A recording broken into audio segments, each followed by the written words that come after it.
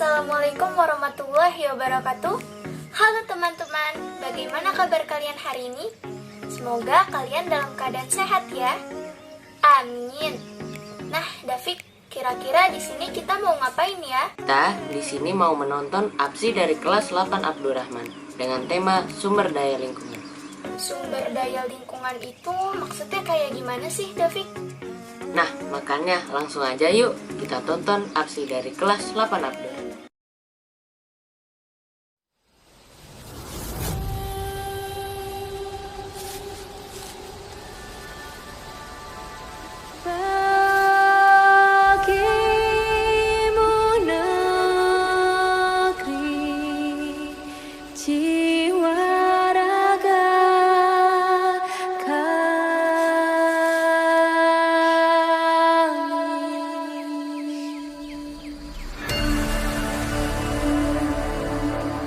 Indonesia is the most beautiful land in the universe. The land where we were born. The nation where we grew up. So many colors that live together in peace. With a million timeless treasures. With an abundance of natural wealth. Indonesia is not just wonderful. Indonesia is a wonderland. Kota baru gunungnya Bamega, Bamega Bamana Purdi Samangkara, Bamana Purdi Samangkara. Batamu lawanlah Adinda, Adinda iman bidadara sama layang, iman bidadara sama layang.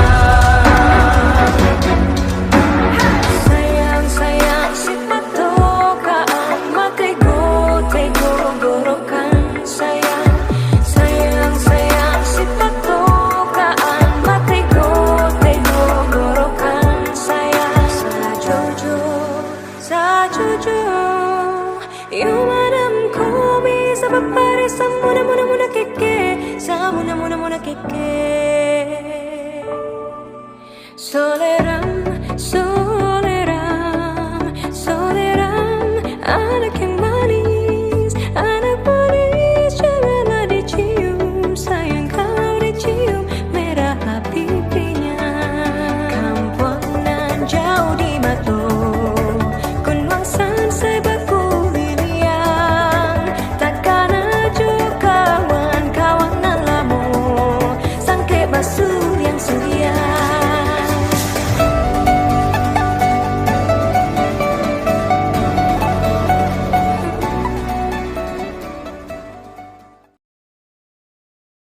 Wah, keren banget ya negara kita ini.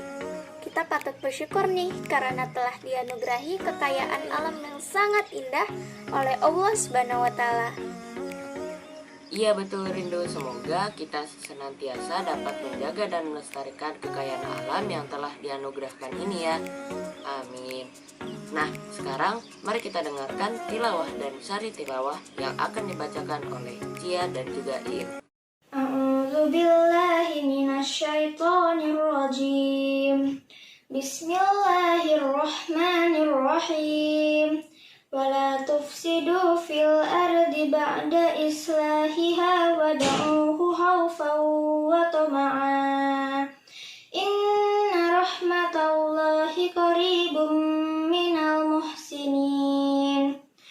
Wa huwa alladhi yursilur riyaha bushran baina yaday rahmatih hatta idza aqallat sahaban thiqalan suqanahu li baladin mattitin fa'anzalna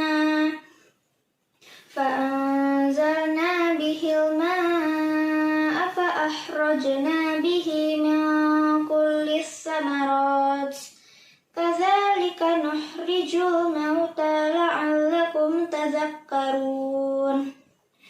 Wal baladut thayyibu yahruju nabatuhu bi'izni rabbih wallazi khabutha la yahruju illa nakidha kadzalika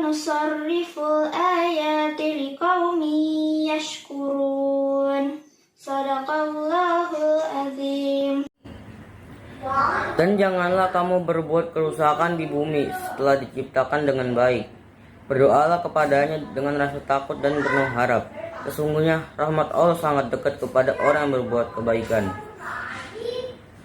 Dialah yang meniupkan angin sebagai pembawa kabar gembira, mendahului kedatangan rahmatnya, hujan, sehingga apabila angin itu membawa awan mendung, kami halau ke suatu daerah yang tandus. Lalu kami turunkan hujan di daerah itu. Kemudian kami tumbuhkan dengan hujan itu berbagai macam buah-buahan. Sebab itulah kami membangkitkan orang yang telah mati. Mudah-mudahan kamu mengambil pelajaran. Dan tanah yang baik, tanaman-tanamannya tumbuh subur dengan izin Tuhan. Dan tanah yang buruk, tanaman-tanamannya yang tumbuh merana. Demikianlah kami menjelaskan berulang-ulang tanda kebesaran kami bagi orang-orang bersyukur. Semoga yang membaca dan yang mendengarkan mendapat pahala dari Allah Subhanahu wa Ta'ala. Amin. Selanjutnya akan ada ceramah yang dibawakan oleh Wesi. Assalamualaikum warahmatullahi wabarakatuh. Puji syukur kita panjatkan kehadiran Allah Subhanahu wa Ta'ala yang telah melimpahkan rahmat dan hidayahnya kepada kita semua. Tak lupa salawat dan salam kita haturkan kepada Nabi Muhammad SAW. Mudah-mudahan kita mendapatkan syafaatnya di hari yaumul kiamah. Allahumma amin. Sebelumnya saya ucapkan terima kasih atas kesempatan yang telah diberikan kepada saya untuk menyampaikan sebuah pidato yang berjudul Islam dan Lingkungan Hidup. Agama Islam adalah agama yang mulia di sisi Allah. Sesuai dengan asal katanya, aslama yuslimu islaman, yang artinya selamat, sejahtera atau damai. Maksudnya Allah Subhanahu wa Ta'ala menurunkan agama Islam agar seluruh umat manusia dapat hidup selamat, sejahtera, damai sampai dunia akhirat. Dan sebagai khalifah di dunia, manusia diciptakan Allah untuk menjaga kebaikan alam semesta dan bukan merusaknya. Dahulu, sebelum Allah Subhanahu wa Ta'ala menciptakan Nabi Adam, para malaikat khawatir kepada manusia yang hanya akan membuat kerusakan di muka bumi ini. Para malaikat telah melihat contoh dari golongan jin yang telah ada di dunia jauh sebelum Nabi Adam diturunkan. Sehingga mereka khawatir manusia akan melakukan hal yang sama.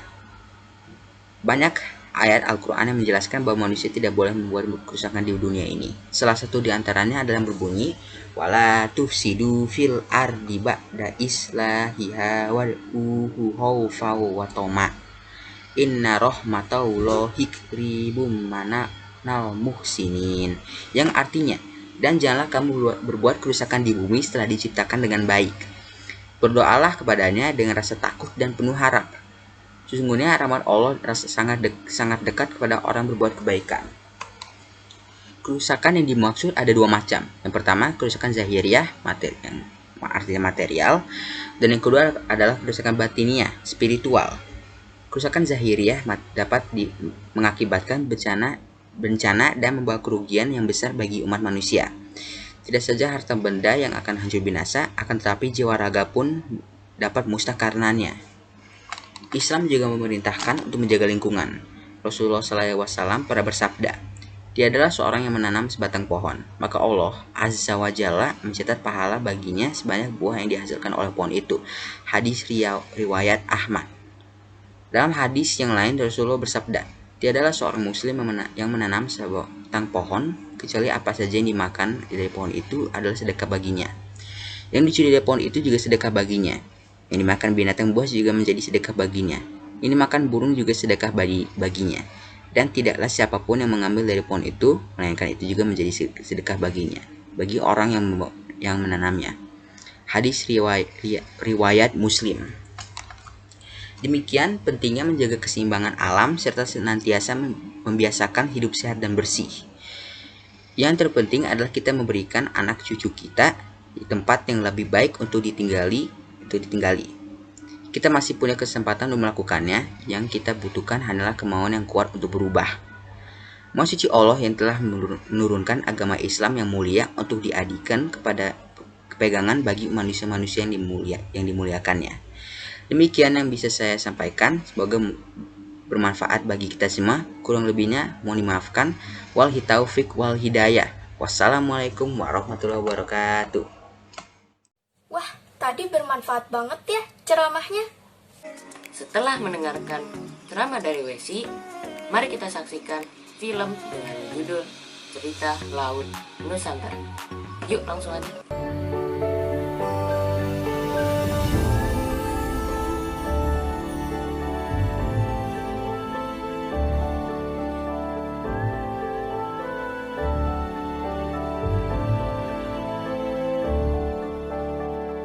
Perairan Laut Indonesia memiliki luas sekitar 5,8 juta kilometer persegi. Di dalam lautan Indonesia inilah bisa kita temukan beragam jenis lingkungan laut yang unik dan tak terhitung jumlahnya.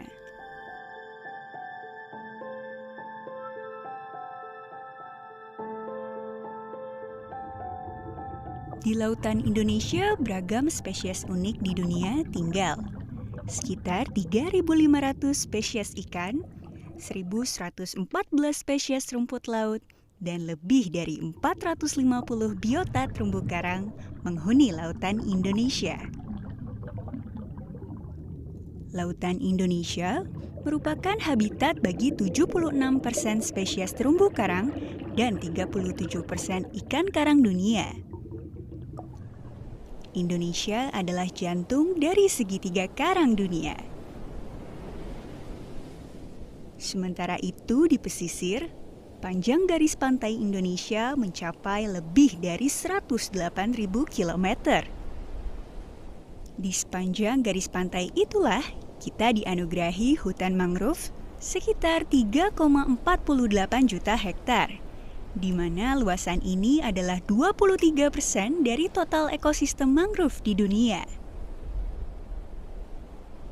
Sebagai negara kepulauan terbesar di dunia, nilai sumber daya dan jasa laut Indonesia mencapai 2,5 juta triliun dolar per tahunnya. Nilai kekayaan itu bersumber dari perikanan, terumbu karang, ekosistem mangrove, ekosistem lamun, potensi wisata bahari, bioteknologi, transportasi, dan lain sebagainya. Kekayaan yang besar ini selain belum dioptimalkan, justru mendapatkan ancaman. Dari luas terumbu karang sebesar 25.000 km persegi yang telah terpetakan, ternyata hanya 5,3% dalam kondisi sangat baik dan 27,18% dalam kondisi baik. Sisanya 37,25% dalam kondisi cukup baik dan 30,45% dalam kondisi rusak. Pemanasan global dan aktivitas manusia adalah ancaman terbesar terhadap kekayaan lautan Indonesia. Penangkapan ikan berlebih dan penangkapan ikan ilegal salah satu ancaman serius bagi kekayaan laut Indonesia. Demikian pula dengan penggunaan alat-alat tangkap yang merusak lingkungan seperti bom ikan, racun, kompresor, dan jaring yang bisa merusak karang adalah penyumbang ancaman terbesar.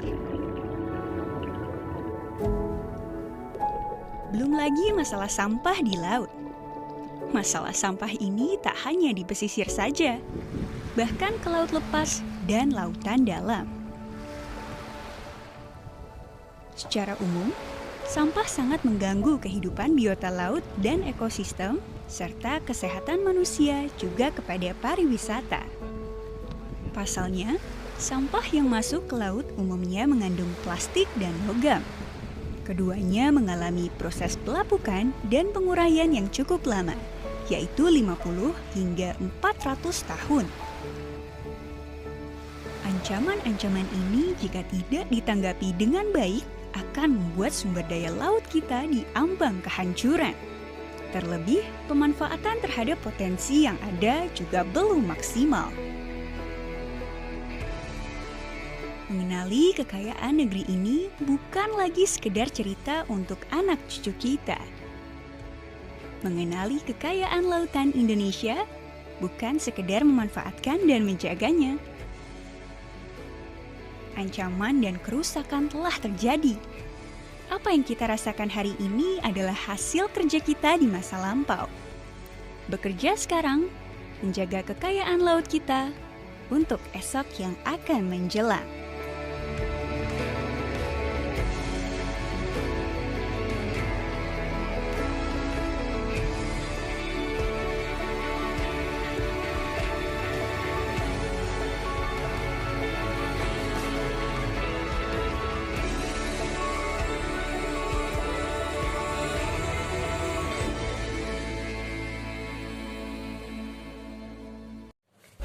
Masya Allah, ternyata laut di Indonesia itu indah sekali ya. Tetapi untuk menjaga laut kita tetap indah, jangan buang sampah sembarangan ya. Betul tuh, sekarang kan masih banyak orang yang suka buang sampah di laut ataupun di sungai. Nah, daripada buang sampah di sana, kita juga bisa loh mengolah sampah. Bagus tuh idenya, David. Tapi kira-kira bagaimana ya cara mengolah sampah dengan benar? Nah, daripada bingung, Akila akan menjelaskan tentang cara mengolah sampah dengan baik dan benar. Yuk kita simak penjelasannya. Assalamualaikum warahmatullahi wabarakatuh. Halo teman-teman semua, jadi kali ini aku akan menjelaskan tentang pengolahan sampah. Silahkan disimak baik-baik ya. Jadi pertama, mari kita mulai dengan jenis-jenis sampah atau limbah. Jenis-jenis sampah atau limbah terdiri dari sampah organik, yaitu sampah yang mudah diuraikan, dan sampah anorganik yang sukar diuraikan. Sampah organik terdiri dari daun-daun kering, sisa-sisa makanan, dan kertas bekas. Sedangkan sampah anorganik terdiri dari botol plastik, sampah kemasan, kain perca, dan styrofoam. Nah, kalian tahu nggak berapa lama sampah bisa dihancurkan oleh alam?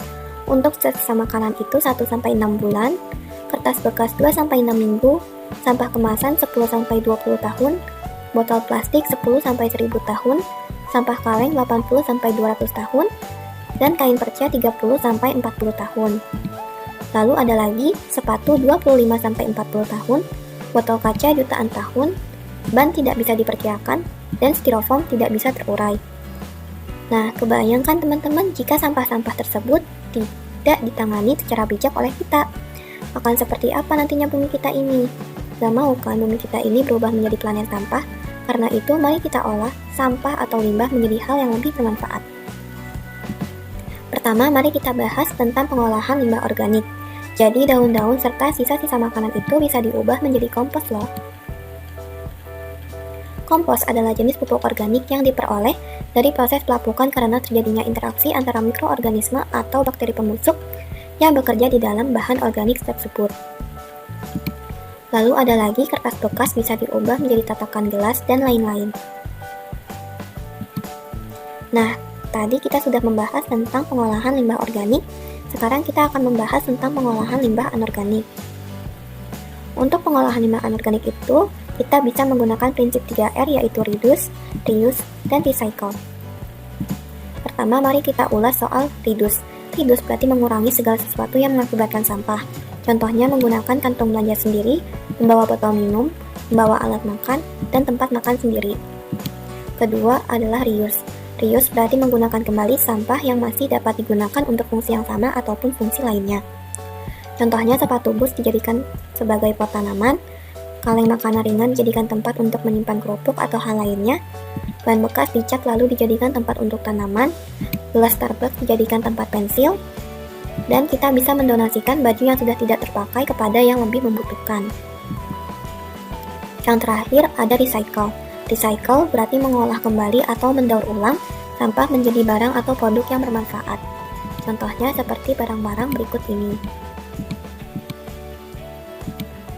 Jadi mari lakukan reduce, reuse, dan recycle untuk bumi yang lebih baik. Mari peduli dengan bumi kita, cintai sumber daya alam yang telah diberikan oleh Allah Subhanahu wa Ta'ala. Oh, ternyata gitu cara mengolah sampah dengan benar. Nah, supaya lebih lengkap lagi, kita punya contoh videonya loh. Yuk kita sama-sama tonton.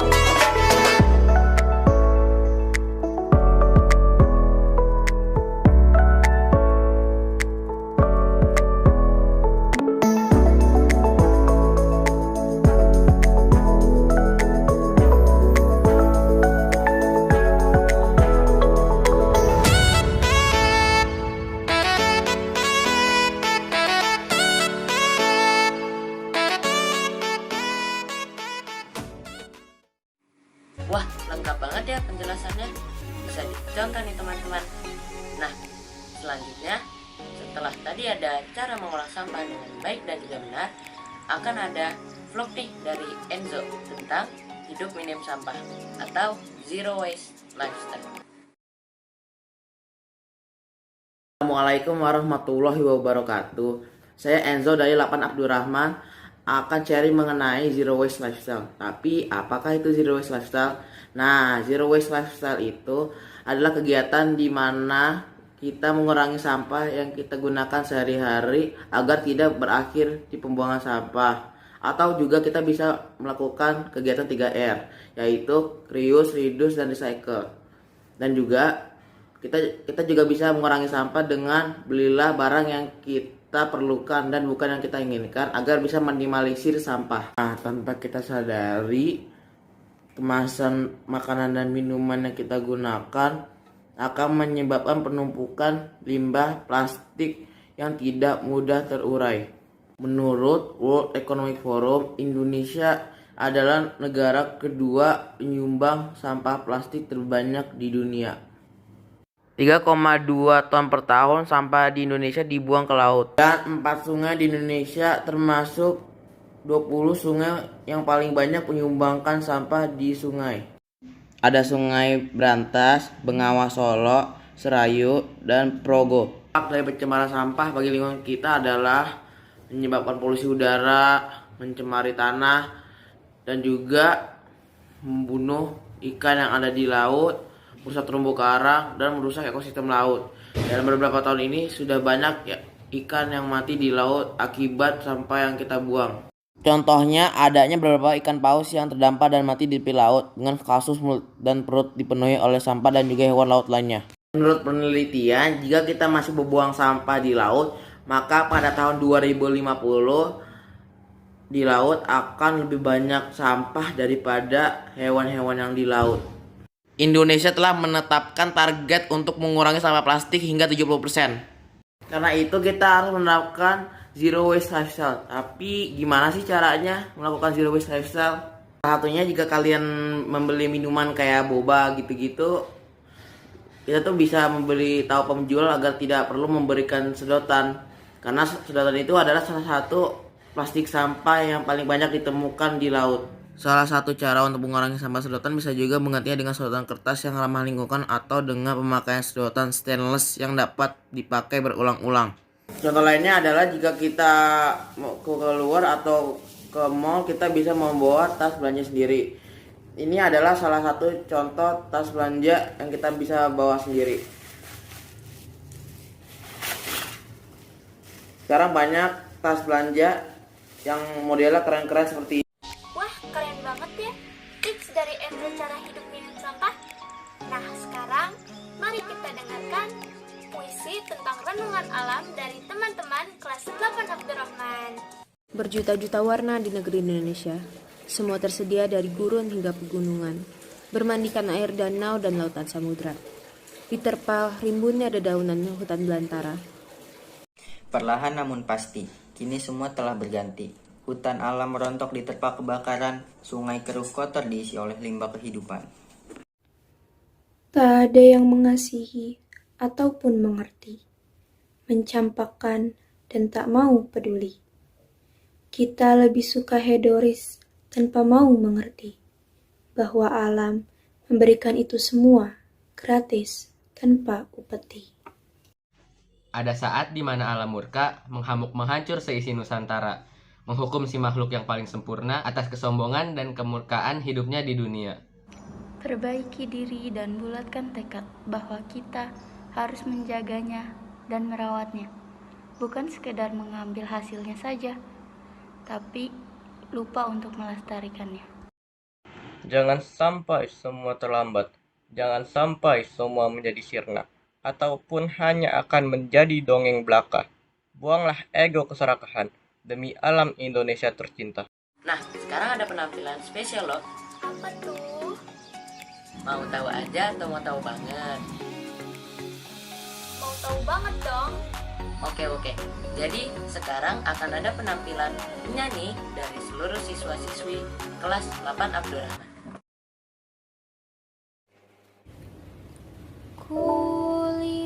Ibu Pertiwi,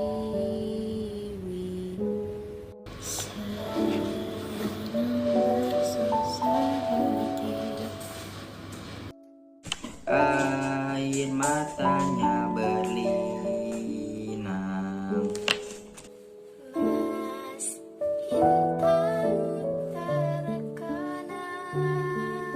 Hutan, gunung, sawah, lautan. Simpanan kekayaan. Ini ibu sedang lerah, Merintih dan berdoa.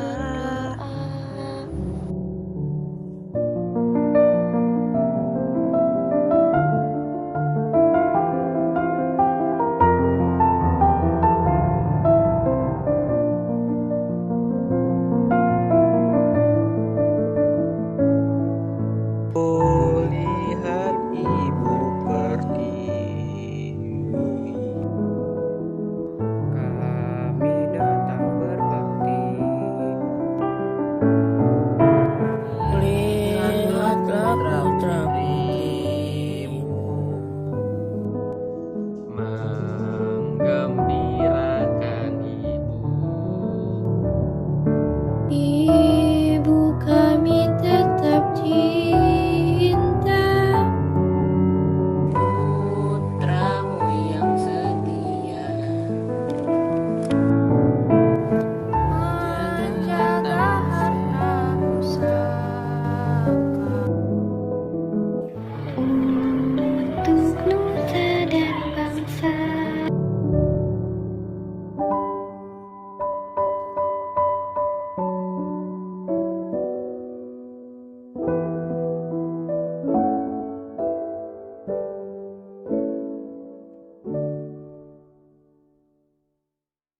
Wah, keren-keren banget ya penampilannya. Kelas 8 Abdurrahman emang top deh pokoknya. Ya, gak kerasa ya. Ternyata kita udah mau selesai aja nih. Nah, semoga aksi dari kelas kami bisa bermanfaat ya. Kami mohon maaf jika ada salah kata atau sesuatu yang kurang berkenan. Kami mohon undur diri. Wassalamualaikum warahmatullahi wabarakatuh.